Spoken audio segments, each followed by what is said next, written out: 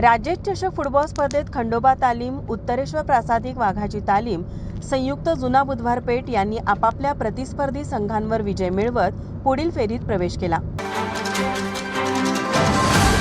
संयुक्त जुना बुधवार पेठ सेवाभावी संस्था आयोजित राजेश चषक फुटबॉल स्पर्धेत आज सकाळी 7 वाजता सामना खंडोबा तालीम मंडळ विरुद्ध फुलेवाडी क्रीडा मंडळ यांच्यात झाला.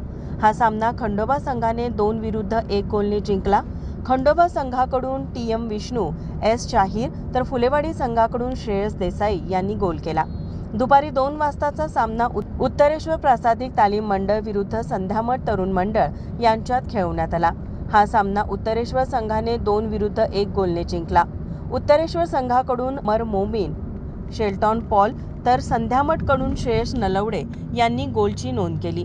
दुपारी 4 वाजता संयुक्त जुना बुधवार विरुद्ध मर्दानी खेळाचा आखाडा यांच्यात झाला. पूर्वार्धात दोन्ही संघाकडून आक्रमक चढाया करण्यात आल्या.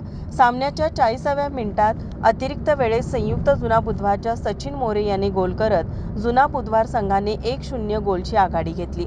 मध्यांतरापर्यंत सामना जुना बुधवार संघ 1-0 आघाडीवर राहिला. उत्तरार्धात सामन्याच्या 58व्या मिनिटाला मयूर सुतारच्या पासवर संकेत कांबळेने गोल करत जुना बुधवार संघास 2-0 अशी आघाडी मिळवून दिली. सामन्याच्या 61व्या मिनिटाला देवराज जाधवने गोल करत जुना बुधवार संघाने 3-0 अशी आघाडी घेतली. सामन्याच्या 68व्या मिनिटाला मर्दानी आखाडा संघाचा खेळाडू संदीप पवारने डी मध्ये चेंडू हँडबॉल केल्याने जुना बुधवारला पेनल्टी मिळाली. पेनल्टीवर मयूर सुतारने गोल करत 4-0 अशी भक्कम आघाडी घेतली. संपूर्ण वेळेत गोल न करता आल्याने संयुक्त जुना बुधवार संघाने मर्दानी आखाडा संघाचा 4-0 गोलने पराभव करत पुढील फेरीत प्रवेश केला. जुना बुधवार संघाकडून सुशील सावंत, पृथ्वीराज निकम, शुभम जाधव, प्रथमेश जाधव यांनी तर मर्दानी आखाडा संघाकडून निखिल साळोखे, अक्षय सरनाईक, पार्थ जाधव, रणवीर जाधव यांनी उत्कृष्ट खेळ केला.